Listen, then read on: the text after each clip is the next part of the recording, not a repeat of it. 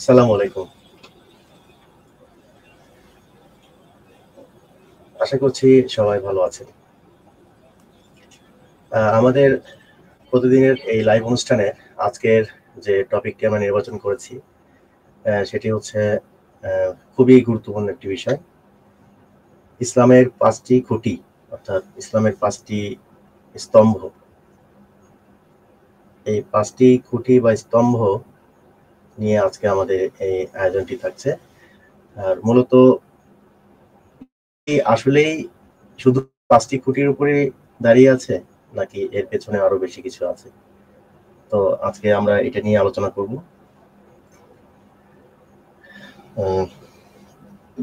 যাই হোক, আমরা বেশি কথা বাড়াবো না, মূল আলোচনায় যাচ্ছি। ইসলাম, আমরা যে ইসলামটা বর্তমানে পালন করছি, আমরা ছোট থেকে দেখে আসতেছি বা শুনে আসতেছি, আমাদের স্কুলে বা আমাদের মাদ্রাসায় পড়ানো হয় যে আমাদের ইসলামের স্তম্ভ ৫টি। ৫টি স্তম্ভ কি কি? প্রথমটা হচ্ছে কালেমা বা শাহাদা, নামাজ, রোজা, যাকাত এবং হজ। তো ঠিক আছে, কোনো সমস্যা নাই, খুবই ভালো বিষয়। তো খুঁটি বলতে আমরা কি বুঝি? মানে আমরা যদি একটা বাড়ি বা একটা বিল্ডিং এর খুঁটি চিন্তা করি বা পিলার যেটাকে বলা হয়, তো ওই খুঁটিগুলোর উপরে কিন্তু একটা শততলা বিল্ডিং দাঁড়ায় থাকে। তার মানে খুঁটি বলতে বা ভিত যেটাকে বলা হয়, সেটা কিন্তু খুবই গুরুত্বপূর্ণ বিষয়। মানে এটি আবার ইসলামের খুঁটি। মানে বুঝতেই পারছেন এটি কতটুকু গুরুত্বপূর্ণ একটি বিষয়। তো এখন আমরা যে খুঁটি সম্পর্কে জানি, ইসলামের যে খুঁটির বিষয়টি, এটি আসলে কতটুকু যৌক্তিক বলে আমরা মেনে নিতে পারি। কারণ হচ্ছে এখানে আমরা দেখতেছি কালেমা, নামাজ, রোজা, হজ, যাকাত, এই ৫টি জিনিসকেই আমরা ছোটবেলা থেকেই মূল বিষয় বলে জেনে আসতেছি। তো এখন কথা হলো, আমি এই প্রেক্ষিতে এই প্রসঙ্গে একটি হাদিস দিয়ে শুরু করি, তাহলে আপনাদের জন্য একটু ক্লিয়ার হবে বা এই বিষয়ে কেন আমরা আজকে এটা নিয়ে আলোচনা করতেছি আপনারা বুঝতে পারবেন। তো আমি হাদিসটা আপনাদের জন্য শেয়ার করছি। প্রথমে আমি হাদিসের রেফারেন্সটা দিয়ে নিই। এটি হলো তাওহীদ পাবলিকেশন, যাকাত অধ্যায়, হাদিসের মান সহিহ। বর্ণনাকারী আবু হুরায়রা। মানে বুঝতেই পাচ্ছেন এইটি আসলে কতটা গুরুত্বপূর্ণ বা সঠিক হিসেবে আমরা মেনে নিচ্ছি এই হাদিসটাকে। তো আমরা হাদিসের মান সহিহ এবং পুনরীক্ষণে এটা ভেরিফাইড। আচ্ছা, আমরা এখন মেইন হাদিসে আসি আর কি।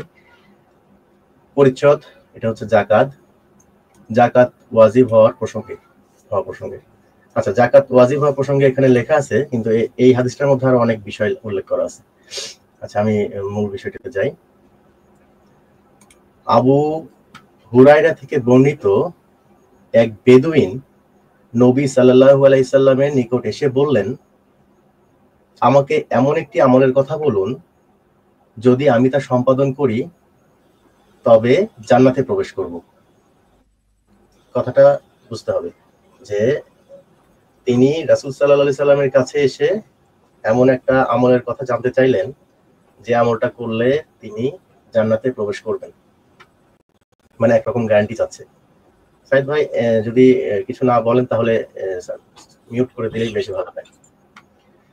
আচ্ছা, তো মানে কি বলে, জান্নাতের গ্যারান্টি চাচ্ছেন, এখানে লেখা আছে। আর আরেকটা বিষয় আমি আবার একটু ডিসক্লেমার দিয়ে নেই, আমরা ভাই কেউ আলেম না, আমাদের ভুল ভ্রান্তি হইতে পারে।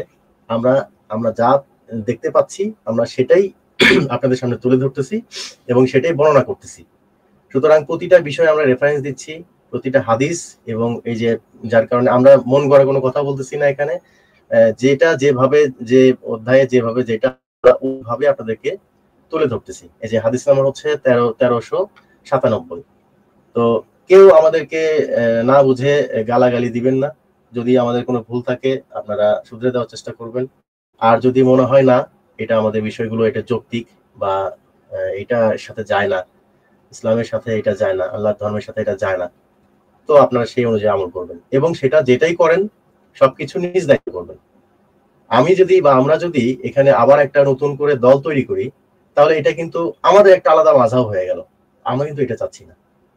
আল্লাহ তাআলার ধর্ম বিধান বা যেটাই বলেন সেটা একটি। তাআলার ধর্ম একটাই। সুতরাং দল একটাই। ওইখানে কোনো ভেদাভেদ বা ওখানে কোনো দলাদলি, আলাদা আলাদা মতবাদ এসবের কোনো স্থান নাই। তো সবাই এটা বুঝেই আমাদের ভিডিওগুলো দেখবেন। আমরা যেগুলো আপনাদের সঙ্গে শেয়ার করব এই জিনিসগুলো অবশ্যই আপনাদেরকে যাচাই করতে হবে।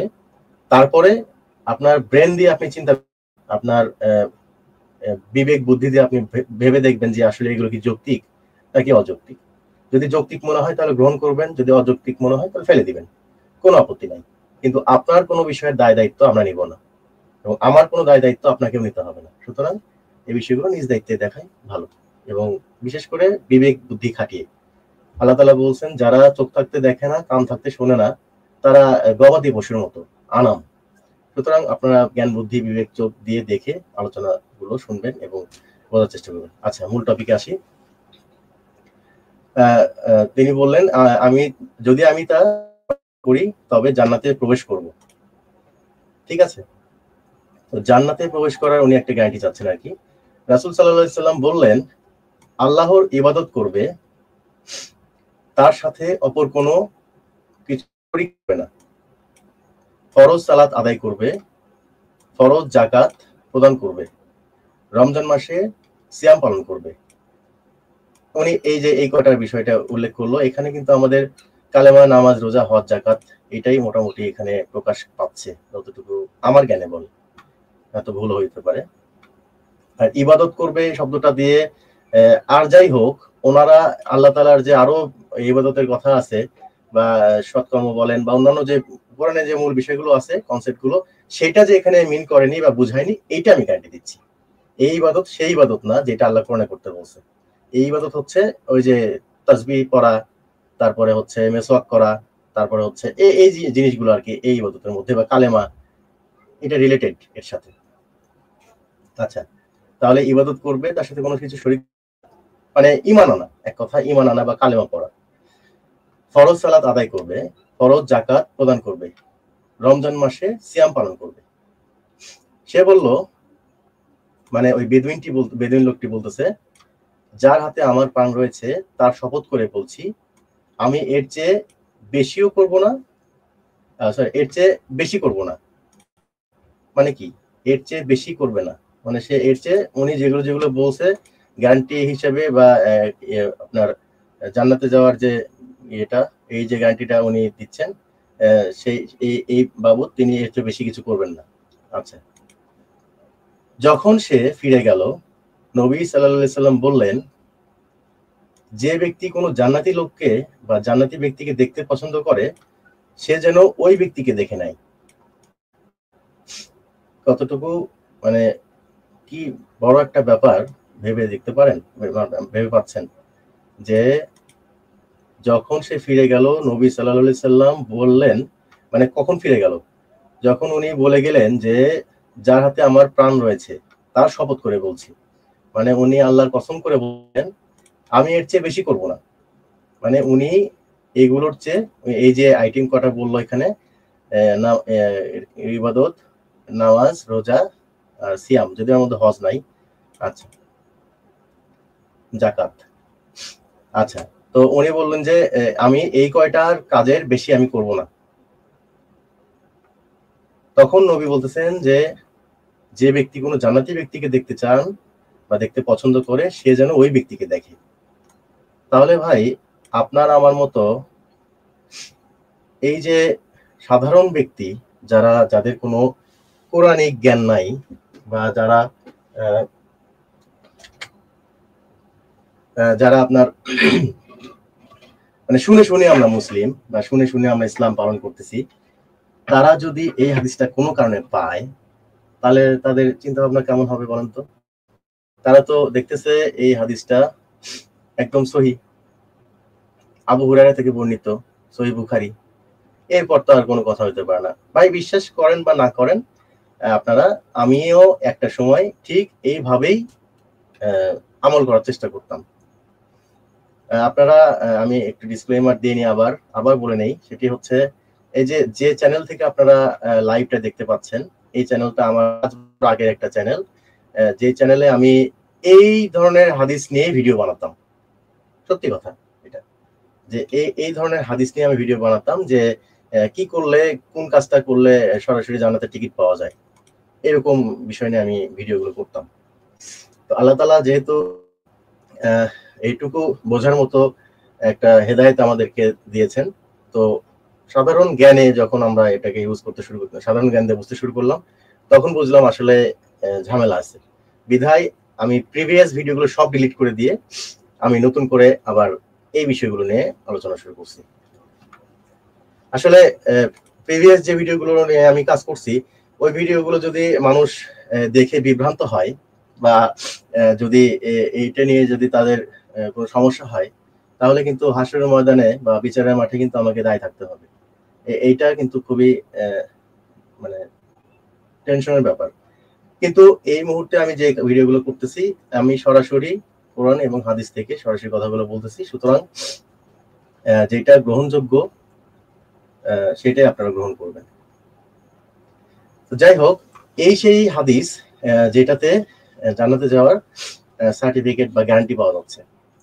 তাহলে এখন আমাদের মূল টপিকে যদি আমরা আসি, তো ইসলামের 5টি খুঁটির উপর নির্ভর করে কি বা ভিত্তি করে কি জান্নাতে যাওয়া সম্ভব? মানে বেসিক জ্ঞান কি বলে, আপনার আমার বেসিক জ্ঞান কি বলে? আচ্ছা, আমি একটু ভেঙে দেই বিষয়টা, শর্ট করে দিই, আপনাদের বুঝতে সহজ হবে। প্রথমটি হলো, এই ইসলামের 5টি স্তম্ভের প্রথমটি হচ্ছে কালেমা। আচ্ছা, দ্বিতীয়টি হচ্ছে নামাজ, রোজা, হজ, যাকাত। আমি প্রথমটা নিয়ে একটু বলি, সেটি হলো এই যে কালেমা, এই কালেমাটা একজন মানুষের মনে প্রাণে পড়তে কতটুকু কষ্ট হয় বা কতটুকু সময় লাগে। যারা মুসলিম তারা কিন্তু খুব সহজেই এটা মানে মুখস্থ বলে দিচ্ছে, আবার যদি কেউ নতুন করেও হয়, তার কাছেও খুব একটা কঠিন বিষয় না, খুব সহজেই বলে দিচ্ছে। ধরলাম যে যারা বিধর্মী তাদের কাছে কঠিন, এটা অনেক ইমানের ব্যাপার, এদিকে ধর্ম ত্যাগ করে আসা, এটা তার জন্য কঠিন। কিন্তু আমরা যারা মানে প্রচলিত তথাকথিত যারা আমরা মুসলিম ঘরে জন্মগ্রহণ করা যারা আমরা মুসলিম, আমাদের জন্য কি এটা খুবই কঠিন? মানে কি বলতেছি, লা ইলাহা ইল্লাল্লাহ, আমরা বলে দিলাম, কালেমা পড়লাম যে আল্লাহ ছাড়া কোনো ইলাহা নেই, কোনো বিধানদাতা নেই। আচ্ছা, হ্যাঁ জি,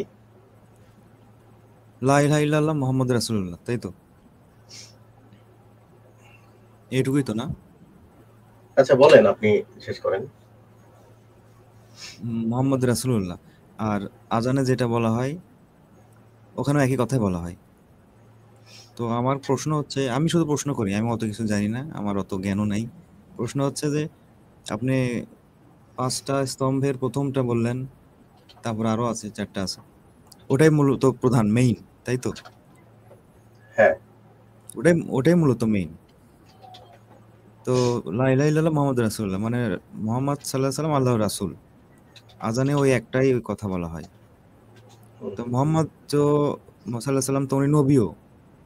তো লা ইলাহা হ্যাঁ, ইল্লাল্লাহ মুহাম্মাদুর নাবিয়ুল্লাহ, এই কালেমা কি কোরআন সিদ্ধ? কোরআন থেকে এটা মানে একজন মানুষ আরেকজন মানুষকে মুসলিম বানাচ্ছে, মানে মুসলিমরা কোনো একটা অন্য ধর্মের মানুষকে মুসলিম যখন বানাচ্ছে তখন এই কালেমাটা পড়ানো হচ্ছে। তো উনি তো নবীও, তো ওটা ওটা কখন বলবো? ওটা বলবো না। কালেমা নিয়ে কিন্তু বিভিন্ন, কোরআনে তো এটাও বলা হয়েছে যে উনি আল্লাহর নবী, আপনি আল্লাহর নবী, বারবার করে বলা হয়নি আপনি তো রাসূল এবং আল্লাহর নবীও।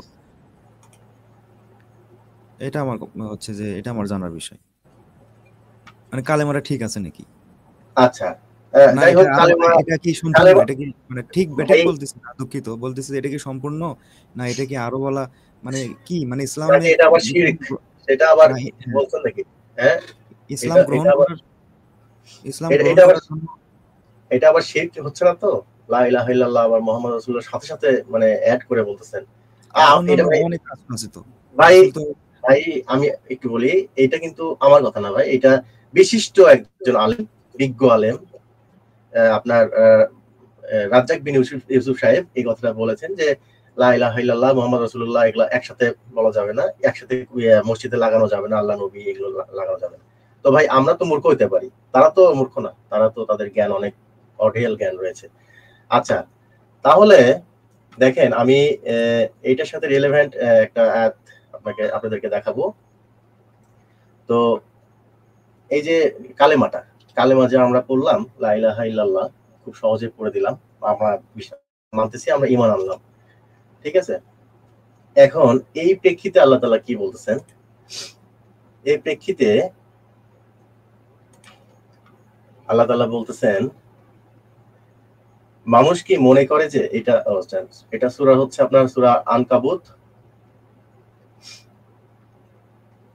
আয়াত নাম্বার 2। এটাই ঠিক আছে, ওইটাই ঠিক আছে। হ্যাঁ, জি। ইসলামের 5টা স্তম্ভের মধ্যে প্রথমটা করে ফেললে কি তাকে ছাড় দেওয়া হবে? ব্যাপারটা আচ্ছা, এরকম। তো মানুষ কি মনে করে যে আমরা ঈমান এনেছি বললেই তাদের ছেড়ে দেওয়া হবে আর তাদের পরীক্ষা করা হবে না? তাহলে অনেকে, অনেক জ্ঞানী ব্যক্তি আছেন যারা এই বিষয়টা আগে থেকে জানতেন, কিন্তু মতো প্রায় আরো হাজার হাজার লক্ষ লক্ষ মানুষ আছে যে এই বিষয়টা জানতো না। তারা মনে করতো যে লা ইলাহা ইল্লাল্লাহ বললেই আমি মুসলিম হয়ে গেছি, আমি এখন মোটামুটি লাইনেই আছি। কিন্তু কোরআনে আল্লাহ তাআলা বলেছেন, মানুষ কি মনে করে যে আমরা ঈমান এনেছি বললেই তাদের ছেড়ে দেওয়া হবে অথচ তাদের পরীক্ষা করা হবে না? তাইলে ভাই এই কথাটা কিন্তু অনেকে জানতো না। এটা কিন্তু এই যে কালেমার স্তম্ভের যে কথাটা আসছে এর সাথে কেন এই কথাটা অ্যাড করা হলো না? কেন আমাদেরকে শুধু এই লাইনের মধ্যে সীমাবদ্ধ করে রাখা হলো? কিন্তু এই যে পরীক্ষা করার কথা যখন এখানে আসতেছে, তার মানে কি আল্লাহ তাআলা কিভাবে কাকে কি দিয়ে পরীক্ষা করবেন সেটা কিন্তু বিশাল, মানে ধৈর্যের, মানে বড় ব্যাপার। কারণ পরীক্ষায় আমাদেরকে পাশ করতে হবে এবং সেই পরীক্ষাতে ধৈর্য রাখতে হবে। সুতরাং কি আমাদের সবসময় চেষ্টা রাখতে হবে আমরা যেন যে কোনো পরীক্ষাতে এটা উত্তীর্ণ হতে পারি, ধৈর্য রাখতে এবং সাহায্য আমরা পেতে পারি আল্লাহ, যে হ্যাঁ আমরা এটা ভালো দিকে যাচ্ছি। তো যাই হোক, তাহলে এটা কিন্তু খুবই মারাত্মক একটা ব্যাপার। যাই হোক, আজকে আমরা কারো বিষয়ে কোনো কথা বলবো না, আমরা এই বিষয়গুলো নিয়ে আলোচনা করবো। আচ্ছা, এখন আমরা দ্বিতীয় যে বিষয়টি সেটির কথা বলি, সেটি হচ্ছে নামাজ। তো নামাজ নামাজ আমরা কি করতেছি? ডেইলি আমরা 5 ওয়াক্ত নামাজ পড়তেছি, 17 রাকাত ফরজ নামাজ পড়তেছি, আর সুন্নত আছে। তো যাই হোক, হ্যাঁ, এই যখন নামাজের কথা বললেন তখন তো ফরজ আসলো, সুন্নত আসলো, নফল আছে, আরো অনেক কিছু তো আছে, তাই না? হুম হুম হুম, তো একটু আগের হাদিসে একটু দয়া করে যাবেন। দেখেন আমার একটা জিনিস মাথায় আসছে হাদিসটা দেখে। জি। হ্যাঁ,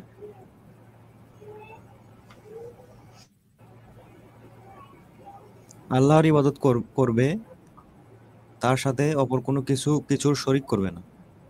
ফরজ সালাত আদায় করবে, ফরজ জাকাত প্রদান করবে, রমজান মাসে সিয়াম পালন করবে, তাই না?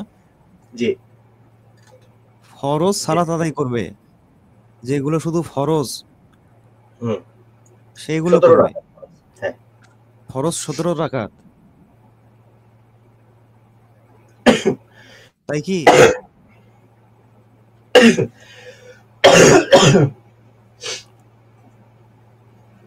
হ্যাঁ, শুনতে পাচ্ছেন? হ্যাঁ, শুনতে পাচ্ছি। 17 রাকাত ফরজ। এশার নামাজের ফরজ আছে, নফল আছে, সুন্নত আছে, তাই না? হুম হুম হুম। তাহলে শুধু এখানে ফরজ আদায় করার কথা বলা হয়েছে। খেয়াল করে আচ্ছা, দেখছেন? হ্যাঁ হ্যাঁ, ঠিক আছে, এখানে ফরজের কথাই বলা হয়েছে। হ্যাঁ, শুধু ফরজ, আচ্ছা। সুন্নত না। আচ্ছা, তারপরে কি বলছে? যার হাতে আমার প্রাণ, আমি শপথ করে বলছি আমি এর চেয়ে বেশি করব না। অর্থাৎ ফরজের পরে সে আর কোনো হয়তো সুন্নত, নফল আরো কি কি করে সেটাও করবে না, তাই না? হুম হুম হুম।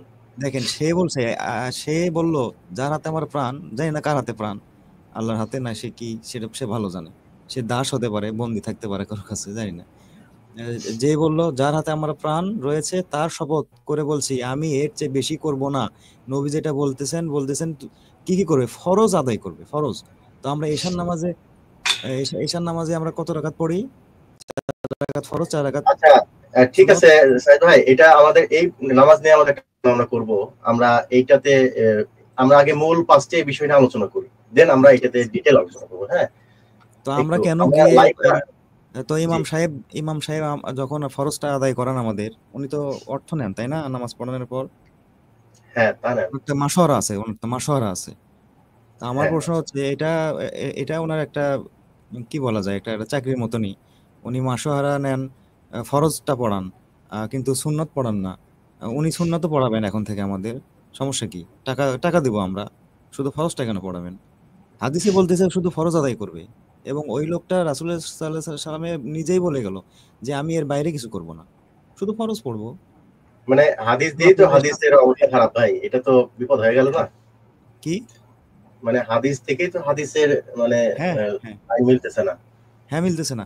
তো এটা যখন কিন্তু যখন আমি ফরজ নামাজ পড়বো, সুন্নত পড়বো না, নফল পড়বো না, এর ব্যাপারে আমার কিন্তু শাস্তি আছে, জানেন কি? হাদিসে আছে যে সে যদি সুন্নত না করলো, রাসূলুল্লাহ সাল্লামকে সেই করলো, হ্যাঁ, অবজ্ঞা করলো, উম, এরকম একটা আবার ব্যাপার। সুন্নত নামাজ ছাড়া নামাজ হচ্ছে আপনি, এটার প্রতিদান হচ্ছে আপনি জান্নাতে যেতে পারবেন ঠিকই, কিন্তু ভাই আপনি যে আপনাকে যে ঘরটা দেওয়া হবে সেই ঘরে প্লাস্টার থাকবে না।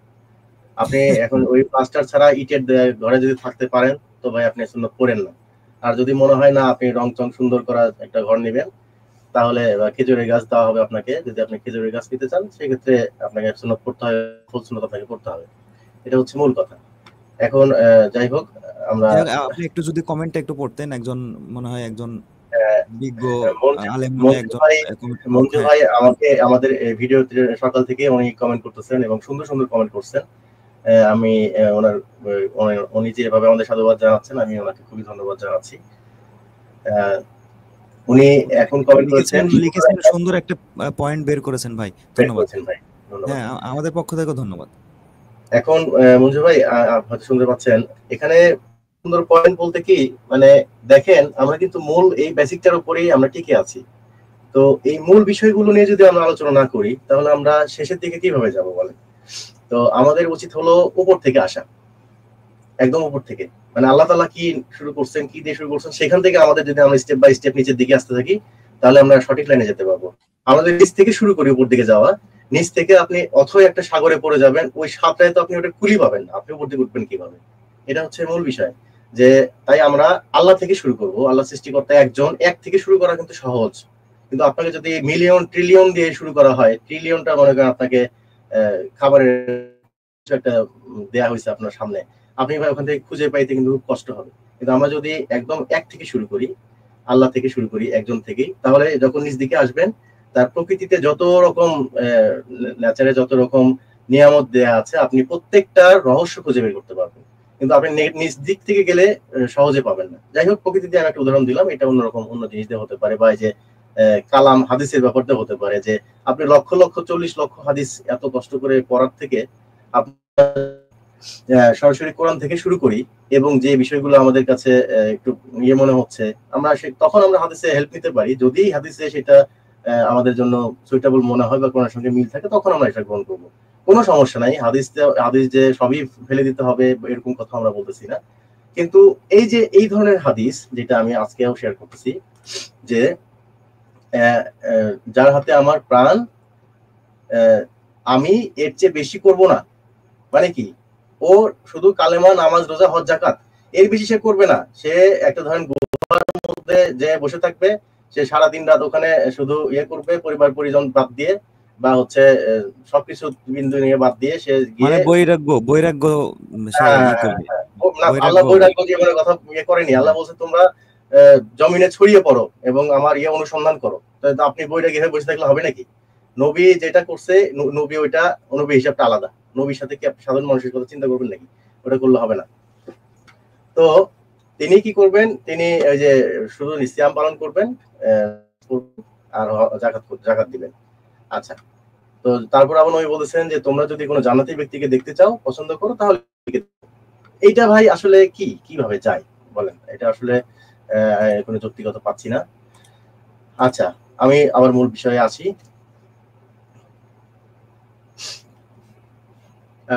এখন এই যে নামাজের কথা আমরা বললাম, 17 রাকাত নামাজ ফরজের কথাই বলতেছি। তাহলে এই যে সারাটা দিন 5 ওয়াক্ত আমরা নামাজ পড়ি, তো ভাই এই যে 5 ওয়াক্ত নামাজ পড়তে আমাদের কি এমন কষ্ট হয় একটু ভাবতে পারেন?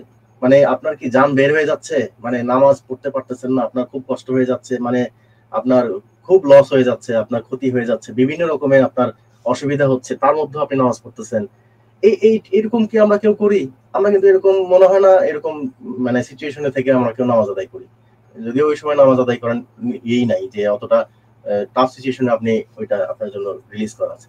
আচ্ছা, যাই হোক, ওটা আলাদা ব্যাপার।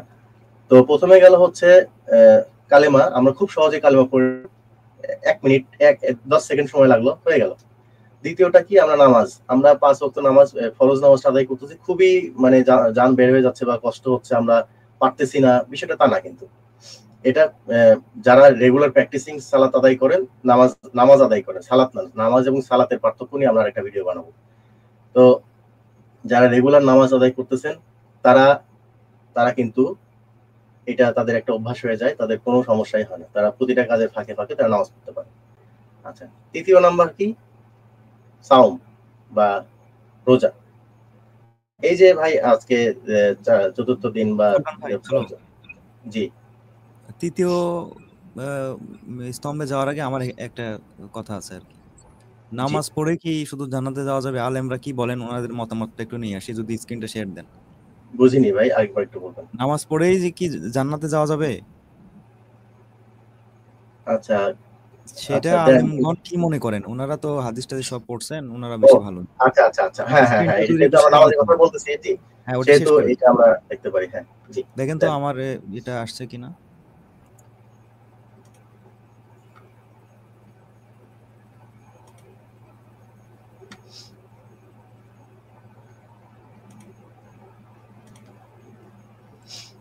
হ্যাঁ, দেখা যাচ্ছে। আমি এটা প্লে করলাম। হ্যাঁ হ্যাঁ, আপনি শর্ট করে প্লে করেন।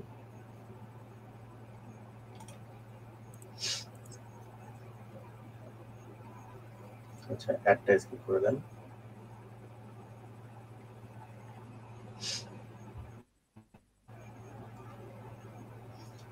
আজকে মনে হয় সারা বাংলাদেশে নেট একটু স্লো, একটু নেটের সমস্যা হচ্ছে। এটা কি পাইছেন? হ্যাঁ, পাইছি, একটু অ্যাড হচ্ছে। আচ্ছা, আপনি একটু মূল লাইনে আসেন, উনি যে মূল বিষয়টা বলতেন সেখানে আসেন। নামাজ পড়লে আল্লাহ জান্নাতে দেবে এরকম আমার চোখে ধরা পড়েনি। জান্নাতে দেবে, নামাজ পড়লে আল্লাহ জান্নাতে দেবে এরকম একটা আয়াতও আমার চোখে ধরা পড়েনি। আমরা এখানে যারা আছি আলেমরা, আপনি একটা আয়াতও বলতে পারবেন কিনা আমি জানি না। নামাজ পড়লে আল্লাহ জান্নাত দেবে আমি পাইনি। এমনকি নামাজ পড়লে জান্নাত পাওয়া যাবে 100 ভাগ, এটা হাদিসেও আছে। মিফতাহুল জান্নাতি সালাত, যেটা এই হাদিসের সনদ মতন আমি খুঁজে পাইনি, এই সনদ মতন ঠিক নেই। তার মানে আমার মনে হয় এটা একটা আরবি প্রবাদ। আপনাদের যারা কোরআন হাদিসের জ্ঞান আছে, আপনি আর একটু গবেষণা করবেন। মিফতাহুল জান্নাতি সালাত এতদিন সে জন্মের পর থেকে শুনে আসছি। আচ্ছা, একটু থামান। হ্যাঁ, আমার তাহলে ভাই আপনি আমি না হয় জাহিল ভাই, আমাদের তো খুব একটা জ্ঞান নাই। তো হামজার মতো একজন মুফতি, উনি আমার খুব পছন্দের মানুষ ছিলেন একটা সময়, আমি এখনো ওনাকে পছন্দ, কিন্তু আমার কেন জানি মনে হয় উনি কিছু রাজনৈতিক কিছু চাপের মধ্যে থাকে, যার কারণে উনি টোটাল কোরআন থেকে, উনি কিন্তু কোরআনিক ইসলামকে খুব পছন্দ করতেন। আমি অনেকগুলো ভিডিও তার দেখছি, উনি বেশিরভাগ মানে আলোচনা কোরআন থেকেই করতেন। কিন্তু এই যে এ ধরনের কিছু করার কারণে উনি জেল টেল খাটছেন, যার কারণে এবং অনেক ওনাকে প্রেশার দেওয়া হয়েছে। পরবর্তীতে এই যে ভিডিওটা আপনি প্লে করতেছেন, ও এটা ওনার আরেকটা বিষয় আছে, সেটা ছিল হচ্ছে একবার কেউ জাহান্নামে গেলে কি সে জাহান্নাম থেকে বের হয়ে আসবে কিনা, পরবর্তীতে সে কি চিরস্থায়ী জাহান্নামে কিনা, এটা নিয়ে উনি একটা কথা বলছিলেন একটা স্টেজে আর কি, ওয়াজে। তো ওখানে উনি বলছিলেন যে কেউ যদি একবার জাহান্নামে যায় সে ওখানে চিরস্থায়ী থাকবে, সে এখান থেকে বের হবে না, এটা উনি কোরআন থেকে বলছিলেন। কিন্তু ওই ভিডিওটা বলার পরে ওনার অনেক চাপ আসছে, এবং চাপ আসার ফলে উনি পরবর্তীতে আবার 2-3 মাস পরে আবার একটা নতুন একটা ওয়াজে গিয়ে বলছিলেন যে আমি বিশেষ কিছু আলেমের সঙ্গে বসছি, তারা আমাকে 1 মাস ধরে বুঝাইছে যে আসলে আমি যেটা বুঝে আছি এটা ঠিক না। তারা বলতেছে, তো এর মধ্যে আরেকজন বিশিষ্ট আলেম আছে যার নাম আমি যাই হোক, তো তাদের সঙ্গে বসে উনি শিখে নিয়েছেন যে না, আপনার কেউ একজন জাহান্নামে যদি যায় সে আবার জান্নাতে যাবে। আচ্ছা যাক, গেলে ভালো, সমস্যা নেই, আল্লাহ যদি কাউকে জান্নাত থেকে তুলে পাঠায় সে তার ব্যাপার, এটা তো ভাই আমাদের মারামারি করার কিছু নাই, বা আমাদের জান্নাত থেকে তো টাকা দেয়া লাগতেছে না। কেউ যদি আল্লাহ যদি কাউকে যদি জান্নাতে পাঠাতে চায় পাঠাবে, সমস্যা নেই। আচ্ছা, তো আমরা পরবর্তী এতে যাবো ভাই। এটা তো এখানে এটাও বলতেছেন যে নামাজ পড়ে যে কেউ জান্নাতে যাবে এটার গ্যারান্টি কিন্তু উনি একজন আলেম হিসেবে এই কথাটা বলতেছেন, যে এইটা আসসালাতু মিফতাহুল জান্নাত। আমরা ছোটবেলা থেকে নামাজ বেসির চাবি পড়ে আসতেছি, নামাজ বেসির চাবি ঠিক আছে, কিন্তু তালা কি আসলে ওইটাই থাকবে নাকি তালা চেঞ্জ হয়ে যেতে পারে, চাবির ঘাট নাও থাকতে পারে, এটা হচ্ছে মূল বিষয়। উনি বললেন এটা একটা আরবি প্রবাদ, ওনার মতে এটা একটা আরবি প্রবাদ, মানে একটা সহিহ হাদিসের মধ্যে থেকে গ্রন্থ থেকে উনি বললেন, আবার উনি বলতেছেন এটা একটা আরবি প্রবাদ। তাহলে বুঝেন বিষয়টা। যাই হোক, তবে সাইদ ভাই আমার একটা কথা মনে হয় এটা আরবি প্রবাদ না। দেখেন, যদি আপনি আসসালাতু মিফতাহুল জান্নাত বলেন, তাহলে কিন্তু সালাত মানে সালাত জান্নাতের চাবি, এটা কিন্তু আবার বিষয়টাকে আপনি ভাবতে হবে আমাদের। সেটাই বলছি, সালাতের মধ্যে স্বার্থবিহীন সমস্ত সৎকর্মই সালাতের অন্তর্ভুক্ত। তাহলে যদি স্বার্থবিহীন সমস্ত সৎকর্মের একটা অপর নাম আর একটা নাম হয় যদি সালাত হয়, অনেকে হয়তো বা জানে না 82 বার 81 বার সালাতের কথা বলা আছে, কিন্তু সেই সালাত দিয়ে আল্লাহ তাআলা এক এক জায়গায় এক এক বিষয় বুঝাইছেন, সব জায়গায় সালাতের অর্থ এক না। তো যদি আবার সেই সালাত এই সালাত হয় যে আপনি স্বার্থবিহীন সৎকর্মকে আপনি সালাত হিসেবে যদি মিন করেন, তাহলে কিন্তু ভাই আপনি জান্নাতের চাবি এটা আপনি পাইতে পারেন। কারণ আল্লাহ তাআলা কি বলছে দেখেন, এখানে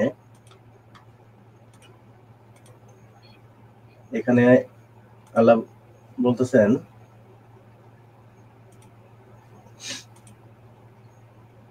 যারা ঈমান এনেছে এবং নেক কাজ করেছে তাদেরকে তুমি সুসংবাদ দাও যে তাদের জন্য রয়েছে জান্নাত সমূহ, যার তলদেশ দিয়ে প্রবাহিত হবে নদী সমূহ। আচ্ছা, সূরা বাকারা আয়াত 25। যারা ঈমান এনেছে এবং নেক আমল করেছে তারাই জান্নাতের অধিবাসী, তারা স্থায়ী হবে। বাকারা 82। এরাই তারা যাদের জন্য রয়েছে স্থায়ী জান্নাত সমূহ, যার নিচ দিয়ে প্রবাহিত হয় নদী সমূহ। এখানেও উনি বলতেছেন প্রতিদান হেলান দিয়ে থাকবে, উত্তম প্রতিদান কি সুন্দর বিশ্রাম স্থল। আচ্ছা, যারা তওবা করেছে, ঈমান এনেছে এবং সৎকর্ম করেছে তারাই জান্নাতে প্রবেশ করবে। তো আসসালাতু মিফতাহুল জান্নাত দিয়ে যদি আমরা এই নেক আমল বা এই যে সৎকর্মের বিষয়টাকে বোঝানো হয়, সেই ক্ষেত্রে আপনি বা আমরা বলতে পারি যে এইটা হাদিসটা সহিহ, এই হাদিসটাকে আমরা ফেলে দিতে পারি না। আচ্ছা ঠিক আছে, তো আমরা এখন দ্বিতীয় যে স্তম্ভ আমরা সেটাতে যাই।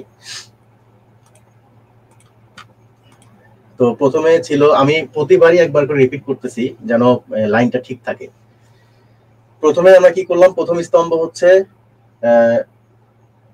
শাহাদা, মানে হচ্ছে আপনার কালেমা পড়া। তো কালেমা আমরা পড়লাম লা ইলাহা ইল্লাল্লাহ, পড়া শেষ, 10 সেকেন্ড সময় লাগলো না, আমাদের একটা খুঁটি শেষ, আমরা একটা খুঁটি কমপ্লিট করে ফেললাম। দ্বিতীয় খুঁটিতে কি আছে, সালাত। মানে সালাত আমরা কেমনে করতেছি, 17 ওয়াক্ত নামাজ, আমরা 17 রাকাত আমরা নামাজ পড়লাম, খুব যে আমাদের একদম জান বের হয়ে যাচ্ছে এরকম না, আমরা খুব স্বাভাবিকভাবেই আমরা 17 রাকাত নামাজ পড়তে পারি, ফরজ নামাজ। আচ্ছা, এখন আসতেছে সাওম বা রোজার কথা যদি আমরা বলি, গত যে এই 4-5 দিন আগে যে আমরা একটা মাস রোজা করলাম, ভাই কয়জন মানুষ মারা গেছেন ভাই বলেন তো? আমরা কি মরে একদম কঙ্কাল হয়ে গেছে কেউ, এরকম বিষয়, বা খুবই অসুস্থ হয়ে হাসপাতালে ভর্তি হয়েছি, বরঞ্চ আমরা ফিট হয়েছি, আমাদের এখনই বরঞ্চ এই যে রিসেন্ট 2-3 দিনই আমাদের খারাপ লাগতেছে, ভালো লাগতেছে না, শরীরের মধ্যে কেমন কেমন লাগতেছে। যাই হোক, তো এই রোজা থেকে কিন্তু ভাই খুব একটা কষ্ট হয়নি বা হয় না, আমরা 15 ঘন্টা প্লাসও রোজা করি কোনো সময়, ওইটাতেও আমাদের খুব একটা কষ্ট হয় না, আমরা অভ্যস্ত হয়ে যাই। তো আরো যারা সৌদিতে থাকেন তাদের তো আরো কষ্ট, তাদের ওখানে সবসময় 50 ডিগ্রির উপরে তাপমাত্রা থাকে, তো ওইখানে তো তাদের আরো কষ্ট, আমরা তো তাও ভালোই থাকি। আবার যারা শীতকাল, শীত প্রধান দেশ, তারা তো আরো আরাম, শীতের মধ্যে তো খুব একটা রোদের তাপ নাই, কষ্ট হচ্ছে না। আচ্ছা গেল, তাহলে এই রোজা করতেও কিন্তু আমাদের যে আহামরি একদম কষ্ট করতে হচ্ছে তা না। আচ্ছা, চতুর্থ নাম্বারটা কি? জাকাত। ভাই আমি গরিব মানুষ, আমার ভাই টাকা পয়সা নাই, বা জাকাত দেওয়ার জন্য যে পরিমাণ নিয়ম অনুযায়ী, হাদিসের নিয়ম অনুযায়ী যে পরিমাণ মানে এটা থাকতে হবে, আমার সেই পরিমাণ সম্পদ নাই বা সেই পরিমাণ যোগ্যতা আমার নাই। তাহলে কি হলো, আমার 5টা খুঁটির মধ্যে থেকে একটা কিন্তু একবারে বের হয়ে গেল, মানে আমার লাগতেইছে না করা, ওইটা আমার নাই, তো আমি দিব কোত্থেকে, আমি নিজেই করি। তাহলে বাকি থাকে কি? হজ।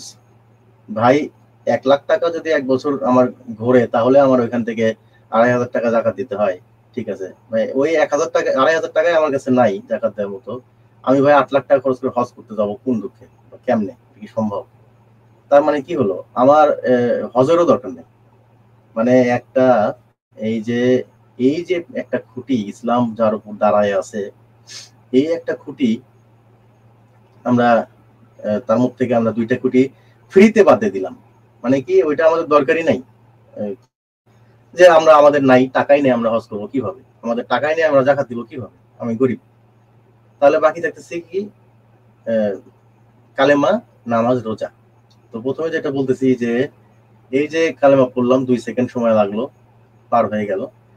এই যে সালাত পড়তেছি 17 রাকাত, আহামরি খুব একটা কষ্ট না। আর এই যে রোজা করলাম 1 মাস, খুব একটা ঝামেলা নাই।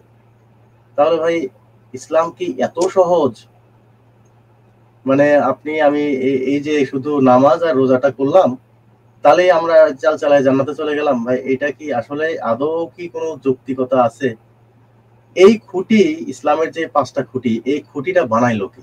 আমার কথা হচ্ছে এইটা, এদের এই বিষয়টার মানে এই 5টা বিষয়কে ইসলামের মূল ভিত্তি কে বানাইলো?